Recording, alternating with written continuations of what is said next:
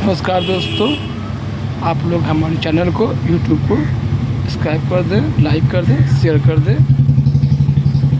चलिए दोस्तों, आज हम बात करते हैं। जब भी हम लोग सामने हाथ आते हैं तो हम लोग नजरे अगर कहा जाए तो कुछ महत्वपूर्ण बिंदुओं को ढूंढते हैं। उसमें से भी कहा जाए सबसे पहले कोई भी ज्योतिषाचार्य अगर पुराना कहीं ना कहीं इसका कार्य काफ़ी सालों से कर रहा है तो आप सबसे पहले देवगुरु और बृहस्पति की उंगली को देख लें। जिन लोगों की कुंडली या हाथों में अच्छी अवस्था में देवगुरु है तो मतलब अगर आपकी उंगलियां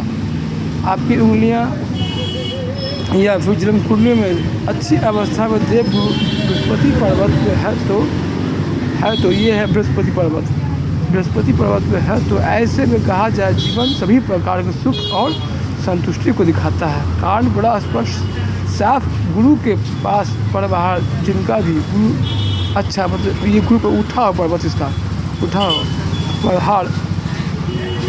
प्रभार जिनका भी गुरु पर्वत अच्छा होगा वो बिल्कुल ही मैं कहूँगा जीवन के संघर्ष कम करना पड़ेगा। जिन लोगों को गुरु गड़बड़ हो तो गड़बड़ हाथों में जन्म कुंडली उनके मुकाबले में संघर्ष ज़्यादा करना पड़ेगा। या फिर ऐसे भी समझ सकते हैं अगर गुरु तो संघर्ष की अवधि लंबी होगी। तो जिन लोगों को नहीं पता है कि गुरु की उंगली ये आपको है गुरु की उंगली से कहते हैं तर्जनी उंगली। गुरु की उंगली इसको कहते हैं गुरु की उंगली। अगर ये ऊपर से पतली हो चपटी हो अगर ये लंबी हो मान ली ये चपटी हो अगर ये गुरु की लंबी हो अगर यहाँ पे खड़ी रेखा भी हो तो ऐसे जातक को कोई अगर ये पर्वत उभार लिए हो अगर ये उभरा हो यहाँ भी पर्वत उभरा हो तो ऐसे जातकों को शेयर मार्केट में ज़्यादा लाभ मिलती है और इन्हें आकस्मिक धन की प्राप्ति भी होती है। चलिए अब हम बात करते हैं। अगर कोई रेखा भाग पर्वत से निकलकर गुरु पर्वत तक पहुंच रही हो तो आप ये समझ लेना कि आपके जीवन में नया कार्य नया बिजनेस आरंभ शुरू हो जाएगा। ये आपको 38 के बीच में कोई भी आपको पास नया काम चालू हो जाएगा।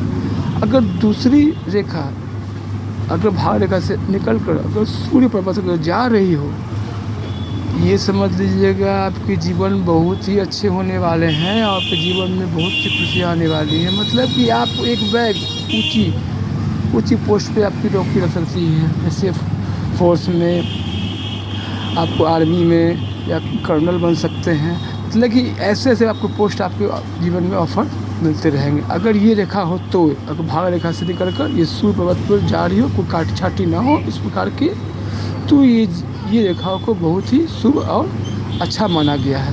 चलिए अब हम बात करते हैं कि अगर चंद्र पर्वत से कोई रेखा यहाँ से निकल रही हो तो आपका यात्रा जैसे मान लीजिए आपका यात्रा विदेश में होगा या घूमने गए हो या किसी काम से ही आपका विदेश यात्रा भी यहाँ पे आपका होगा। अगर चंद्र पर्वत को खड़ी रेखा हो तो ये मत समझ लीजिए कि कोई रेखा अगर यहाँ खड़ी हो तो ये नहीं खड़ी बहुत हो तो। चलिए आज का ये वीडियो यहीं समाप्त करते हैं और हमारे यूट्यूब चैनल को सब्सक्राइब कर दें, लाइक कर दें। जय माता दी।